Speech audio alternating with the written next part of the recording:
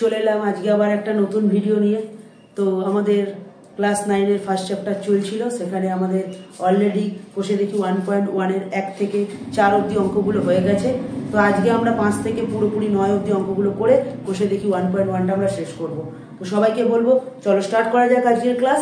আর অবশ্যই সবাইকে বলবো আমার করার সাথে সাথে তোমরাও খাতায় নোট করো। চলো স্টার্ট করা যাক। 4 ও 5 এর মধ্যবর্তী তিনটে মূলদ সংখ্যা নির্ণয় করতে হবে।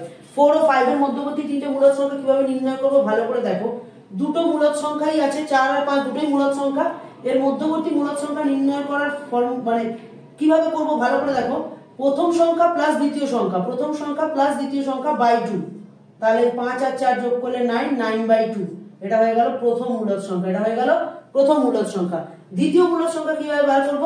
প্রথম যে মূলদ সংখ্যাটা বেরিয়েছে তার সঙ্গে প্রথম সংখ্যাটা যোগ করব, প্রথম সংখ্যাটা যোগ করব এবং তাকে 2 দিয়ে ভাগ করব। ঠিক আছে, এবার কি হবে ভাগ কিভাবে হবে দেখো ভালো করে দেখো। যেটা 2 নিচে আছে হরে সেটা রেখে দাও।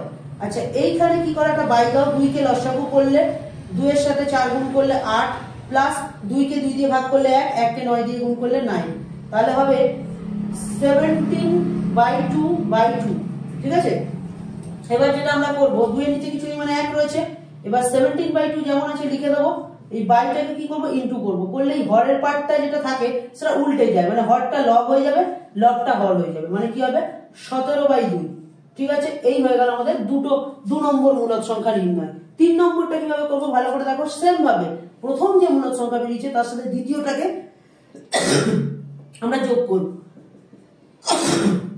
দ্বিতীয়টাকে যোগ করলাম করে 2 দিয়ে ভাগ করলাম। ঠিক আছে, তাহলে কি বেরোবে, হরে 2 বেরোলো, নিচে 2 ছিল রেখে দিলাম। 2 দিয়ে 5 কে গুণ করলে 10, 2 কে 2 দিয়ে ভাগ করলে 1, 1 কে 9 দিয়ে গুণ করলে 9, তাহলে কত বেরোলো 19/2/2। এবার আমরা যদি এটাকে উল্টাই তাহলে 19/2 যেমন ছিল ভাগকে গুণ করলে উল্টে যাবে 1/2 হবে, মানে 19/4 হবে আমাদের 3 নম্বর মূলদ সংখ্যা। ঠিক আছে, আমি আরেকবার ভালো করে বুঝিয়ে দিচ্ছি, মন দিয়ে শুনে নাও। প্রথম দুটো সংখ্যার যোগ করব, 2 দিয়ে ভাগ করব, প্রথম মূলদ সংখ্যা পেয়ে যাব। দ্বিতীয় মূলদ সংখ্যা কিভাবে বার করব? প্রথম যে মূলদ সংখ্যাটা বেরিয়েছে তার সঙ্গে প্রথম সংখ্যাটা যোগ করব, তাকে 2 দিয়ে ভাগ করব। প্রথম সংখ্যাটার যে মূলদ সংখ্যাটা বেরিয়েছে এবং প্রথম যে সংখ্যাটা দিয়েছে এই দুটোকে যোগ করে 2 দিয়ে ভাগ করব, তাহলে আমাদের যেটা বেরোবে সেটা হচ্ছে দ্বিতীয় মূলদ সংখ্যা বেরোবে। 3 নম্বর মূলদ সংখ্যা কিভাবে বার করব? প্রথম যে মূলদ সংখ্যা আছে তার সঙ্গে দ্বিতীয় যে সংখ্যাটা রয়েছে, দ্বিতীয় সংখ্যাটার সাথে প্রথম মূলদ সংখ্যাকে যোগ করে 2 দিয়ে ভাগ করব, তাহলে যে সংখ্যাটা বেরোবে সেটা হচ্ছে 3 নম্বর মূলদ সংখ্যা। ঠিক আছে, সংখ্যার রেখায় কিভাবে স্থাপন করবো ভালো করে দেখে নাও। আমি আগের ভিডিওগুলো দেখিয়েছি, আবার দেখিয়ে দিচ্ছি, ভালো করে দেখে নাও। 9/2 কে আমি সংখ্যা রেখায় প্রকাশ করার জন্য সবার প্রথম যেটা করতে হবে, উপরে বড় নিচে ছোট আছে, মানে এটাকে আগে ভাগ করতে হবে। 2 4 8, 9 থেকে 8 গেলে 1, 1 উপরে 2 নিচে বসলো, তাহলে আমাদের কত বেরোলো 4 পূর্ণ 1/2। ঠিক আছে, একে আমি সংখ্যা রেখায় কিভাবে প্রকাশ করব? প্রথমে 0 লিখবো, +1 +2 +3 +4 লিখে নিলাম। দেন 4 এর থেকে বেশি 5 এর থেকে কম, মানে এই যে সংখ্যাটা এটা 4 এর থেকে বেশি 5 এর থেকে কম, তাহলে এটা 4 আর 5 এর মধ্যে বসবে, তাহলে লিখে নিলাম +5। এবার আমরা কিভাবে করবো দেখো ভালো করে দেখো। প্রথমে 4 অবধি চলে গেলাম, দেন হাফ আছে, ঘরে কত রয়েছে 2 রয়েছে, ঘরে 2 থাকা মানে একটা কম কাটবো, একটা দাগ আমরা কম কাটবো, তাহলে আমরা কি করব 2 আছে বলে একটা দাগ কাটলাম। এবার কি করব, ঘরে যা থাকে সেটা নিচে বসিয়ে দেবো, হলো, এবং উপরে 1 বসাবো। ঠিক আছে, উপরে 1 বসাবো। যদি দুটো দাগ থাকতো তাহলে কি দুটো ঘরেরই নিচে 2 লিখতাম আর উপরে লিখতাম 1 2। যাই হোক, পেয়ে গেলাম আমরা 4 পূর্ণ 1/2, তাহলে আমরা সেটা এখানে করলাম। এবং কোন সংখ্যাটাকে আমরা সংখ্যা রেখায় বসাতে চাইছিলাম 9/2 কে, তাহলে আমরা এখানে লিখে দেবো 9/2। বুঝতে পারলাম? চলে আসবো পরেরটা। ঠিক আছে, ভালো করে দেখে নেবে পরেরটা কি হচ্ছে 17/2, 17/2 রয়েছে, সেটাকে আমি আগে ভাগ করবো। 2 8 16, 1 উপরে গেল 2 নিচে। ঠিক আছে, 17/2 তো, হ্যাঁ আমরা এবার ভালো করে দেখে নিই। হ্যাঁ আচ্ছা সরি, এখানে একটা জিনিস মিস্টেক করেছি, ভালো করে দেখো। 2 দুগুণে 4 হয়, 2 দুগুণে 4 হয়, তাহলে এখানে 17/4 হবে, 17/4 হবে। 4 4 16, 1 অবশিষ্ট হলো, 1 উপরে যাবে, যেটা দিয়ে ভাগ করছি সেটা নিচে আসবে। ঠিক আছে, তো আমাদের 4 পূর্ণ 1/4 কে সংখ্যা রেখায় বসাবো।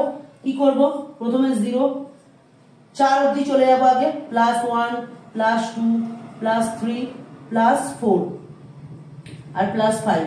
4 আর 5 এর মধ্যে অবস্থিত, 4 × 1/4 মানে কি 4 আর 5 এর মধ্যে সংখ্যাটা অবস্থিত। এবার নিচে হরে 4 রয়েছে, মানে কটা দাগ কাটবো, 1 2 3টে, আর প্রত্যেকটার হরে কত বসাবো, এখানে হরে যা থাকবে 4 4 4 হলো। এবং উপরে যেভাবে বলেছিলাম 1 2 and 3 বললাম। এবার যেটা করবো 4 × 1/4, এই যে 1/4 × 1/4 মানে প্রথম দাগটাই কিন্তু অ্যাকচুয়ালি আমাদের হয়ে যাবে। এবং প্রথমটা কত কি বার করছিলাম আমরা, 17/4, তাহলে এখানে লিখবো 17/4 হয়ে গেল সংখ্যার রেখা স্থাপন। এবার পরের অঙ্কে চলে আসবো। পরের অঙ্কটা কি করতে বলেছে, 19/4। তা 19/4টা আমরা কোথায় করবো, এই জায়গাটা আমরা 19/4টা করছি, ভালো করে দেখবে। 19/4 প্রথমেই যেটা করবো সেটাকে ভাগ করবো, 4 4 16, 3 অবশিষ্ট, 3 উপরে 4 নিচে। তো সংখ্যা রেখা টানবো, 0 নেব, +1 +2 +3 +4 এবং +5, ঠিক আছে। নিচে কত রয়েছে, 4 রয়েছে, মানে আমরা কটা দাগ কাটবো, 3টে দাগ কাটবো, একটা সবসময় কম নেব, 1 2 3 এবং ঘরে যেটা থাকে সেটাই বসাবো। নিচে 4 আছে, এখানেও 4 বসাবো, এখানেও 4 বসাবো, এখানেও 4 বসাবো, 1 2 3। আমাদের কোনটা দরকার, 3 দরকার, 3/4। তা এইটাকে আমরা কি করব, হালকা বোল্ড করে উপর নিচে একটু অ্যারো দিয়ে দেবো, হয়ে গেল। এবং এখানটা কি লিখবো, যেটা আমরা বসাতে চাইছিলাম 19/4, বুঝতে পারলাম। তো এই ছিল আমাদের দুটো সংখ্যার মধ্যবর্তী 3টে মূলদ সংখ্যা। এই হচ্ছে একটা মূলদ সংখ্যা, এই হচ্ছে দুটো মূলদ সংখ্যা, এই হচ্ছে 3 নম্বর মূলদ সংখ্যা, আর তাকে আমরা সংখ্যা রেখায় স্থাপন করলাম। ঠিক আছে, ভালো করে দেখে নাও এবং খাতায় নোট ডাউন করে নাও। পরবর্তী যে 6 নম্বর অঙ্কটা বলেছে 1 ও 2 এর মধ্যে 6টি মূলদ সংখ্যা নির্ণয় করতে, মানে 1 ও 2 এর মধ্যবর্তী 6টা মূলদ সংখ্যা নির্ণয় করতে। তো আমরা অনেকে দেখবো যে বলবে, দাদা আগেরটা তো সেম ভাবেই করালে, যে দুটোকে যোগ করে 2 দিয়ে ভাগ করে প্রথমটা বার করব, সেই প্রথম মূলদ সংখ্যার সাথে 1 যোগ করে 2 দিয়ে ভাগ করব, এইভাবে আমরা করব।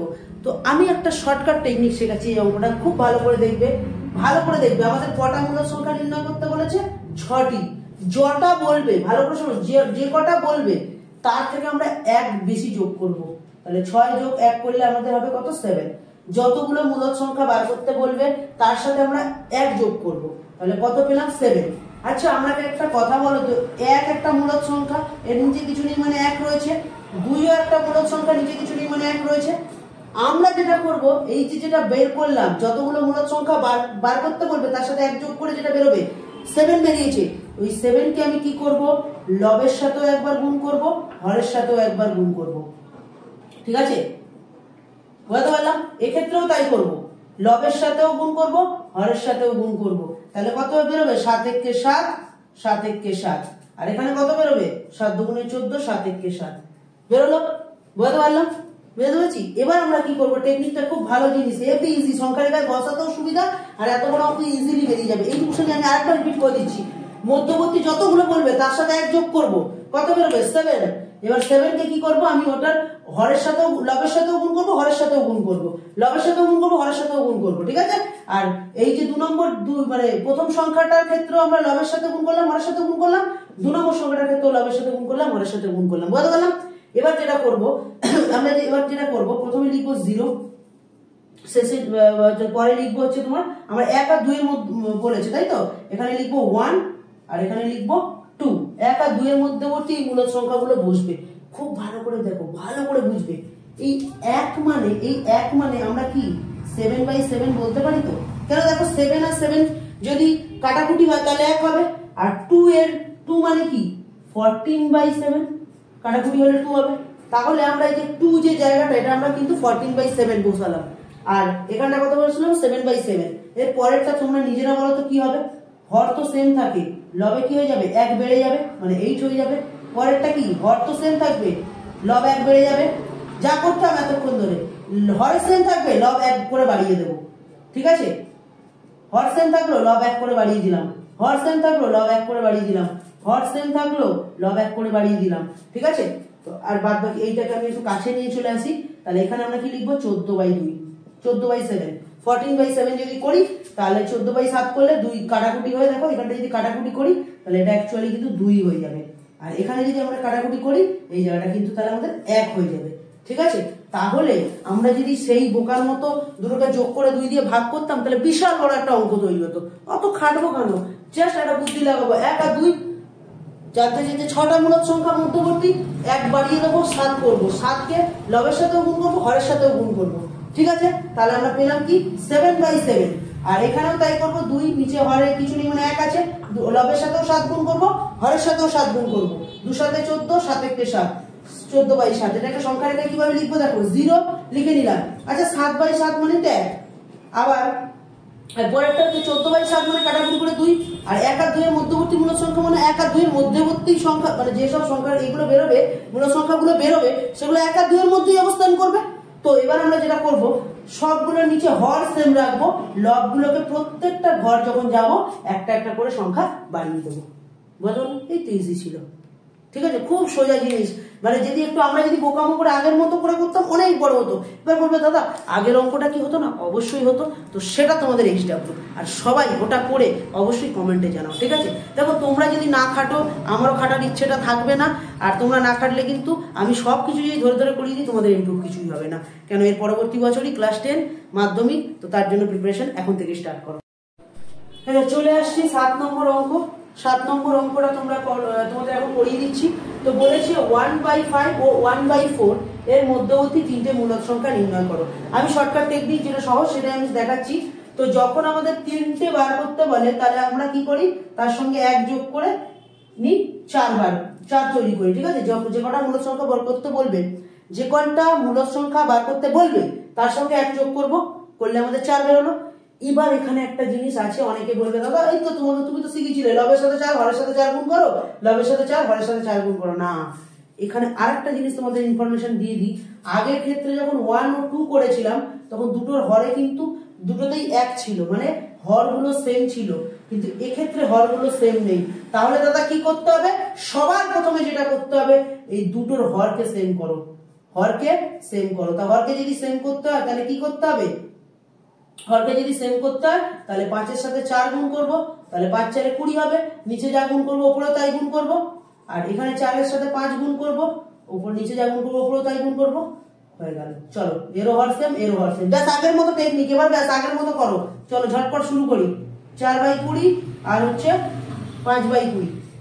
তো আমি কি বলেছিলাম, লবের সাথেও 4 গুণ করব। কেন 4 গুণ করব, 3টে জানতে চেয়েছিল, 1 যোগ করেছি বেরিয়েছে 4, উপরে 4 গুণ করব, নিচেও 4 গুণ করব।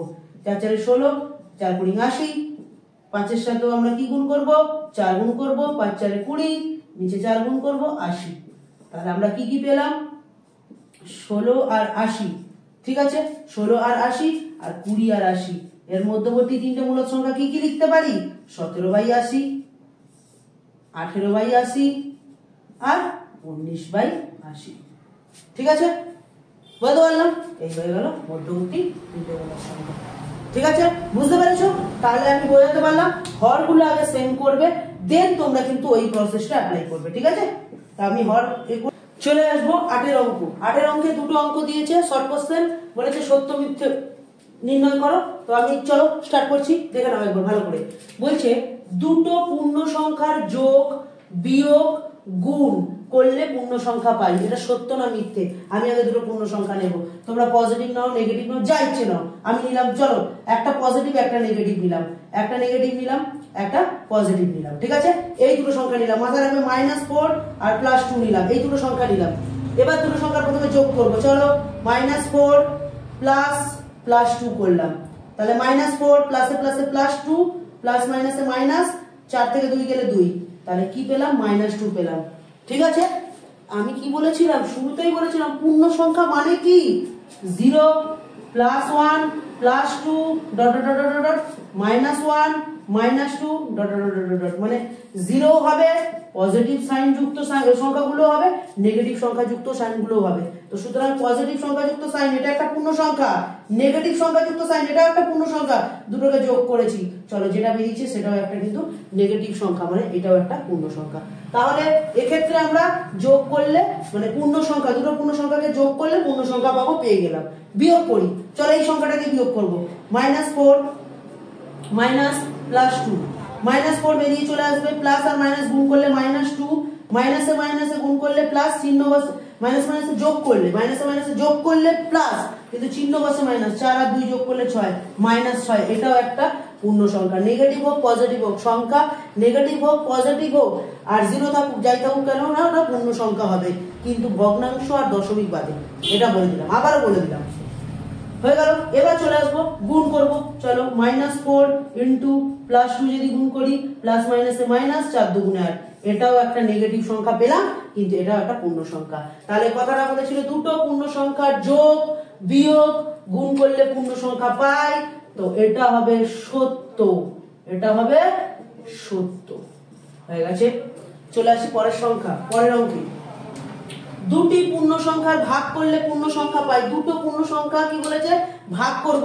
আমি দুটো পূর্ণ সংখ্যা লিখলাম 4/3, দুটোই পূর্ণ সংখ্যা, 4 ও পূর্ণ সংখ্যা, 3 ও পূর্ণ সংখ্যা। এবার যখন দেখছি আমরা ভাগ যাচ্ছে না, এটা 9 ভগ্নাংশে থাকবে, 9 পয়েন্টে আসবে, তাই তো? তো সুতরাং সেক্ষেত্রে কিন্তু পূর্ণ সংখ্যা হবে না ওটা। কেন? দশমিক আর ভগ্নাংশ এটা কিন্তু পূর্ণ সংখ্যা না, আমি বহুবার বলেছি। তো সুতরাং এটা হবে মিথ্যা, এটা হবে মিথ্যা। বুঝতে পারলাম? তাহলে 8-এর দুটো অঙ্ক আমাদের হয়ে গেল। প্রথমটা হবে সত্য, প্রমাণ আমি দেখিয়ে দিয়েছি।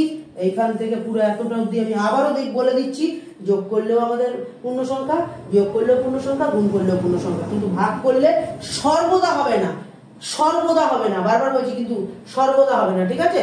যাই হোক, এই অবধি হয়ে গেল, মোটাতে পারলাম। এবার চলে আসবো পরের অঙ্কে। চলো, পূর্ণ সংখ্যা ভাগ করলে সর্বদা পূর্ণ সংখ্যা পাই, সেক্ষেত্রে সর্বদা হবে না। আমি কিন্তু বলিনি যে হবেই না, এখানে সর্বদা আছে, মানে সব সময় হওয়ার কথা না। এই তো দেখে নিলাম, হলো না, তাহলে এটা মিথ্যা হবে। বুঝতে পারলাম কথাটা? চলো, চলে আসি পরের অঙ্কে, লেট করবো না। চলে এলাম আজকে শেষ অঙ্ক, এবং কোষে দেখি 1.1 এর শেষ অঙ্ক। কি বলেছে শুনি। বলছে দুটি মূলদ সংখ্যার যোগ বিয়োগ গুণ ও ভাগ করলে কি সংখ্যা পাবো। বাবুরে দেখে নাও একবার ভালো করে, কোনো ব্যাপার না, খুব ইজি, ভালো করে দেখে নাও। এই একটা মূলদ সংখ্যা নিলাম 2, আমার 2 কে না খুব ভালো লাগে। যাই হোক, তো 2 কে কেন মূলদ বলবো আবারও বলে দিচ্ছি, কিছু নিচে নেই, মানে 1 রয়েছে, p/q আকারে লেখা যাবে, তো এটা একটা মূলদ সংখ্যা। তো 2 কে আমি আগে যোগ করব, 2 নিলাম, তাই তো? দুটো মূলদ সংখ্যা বলেছে, 2 নিলাম আর 3 নিলাম। চলো, 2 আর 3 নিলাম, ঠিক আছে? 2 আর 3 নিলাম, 3 এর নিচে কিছু নেই, মানে 1 রয়েছে, ঠিক আছে? এই দুটো সংখ্যা নিলাম, এবার দুটোকে যোগ করি, 2 আর 3 কে যোগ করলে 5, 5 এর নিচে কিছু নেই, মানে 1, এটাও একটা মূলদ সংখ্যা।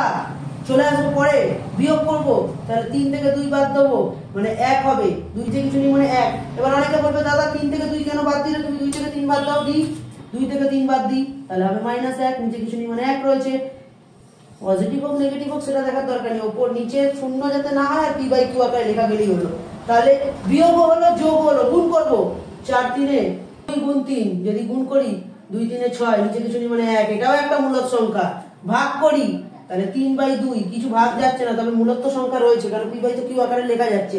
তাহলে দুটো মূলদ সংখ্যার যোগ করো, বিয়োগ করো, গুণ করো আর ভাগ করো, কি সংখ্যা পাবে? বারবার বড় বড় করে লিখে দিচ্ছি, চ্যাপ্টার শেষ হচ্ছে। মূলদ সংখ্যা। কি পাবো? মূলদ সংখ্যা। কি পাবো? মূলদ সংখ্যা। যাই হোক, আজকের ক্লাস এই পর্যন্তই। তো আমাদের এটা পার্ট 3 ছিল। তো সবাইকে বলবো ভিডিওগুলো ভালো লাগলে অবশ্যই লাইক কমেন্ট শেয়ার করে দিও। আর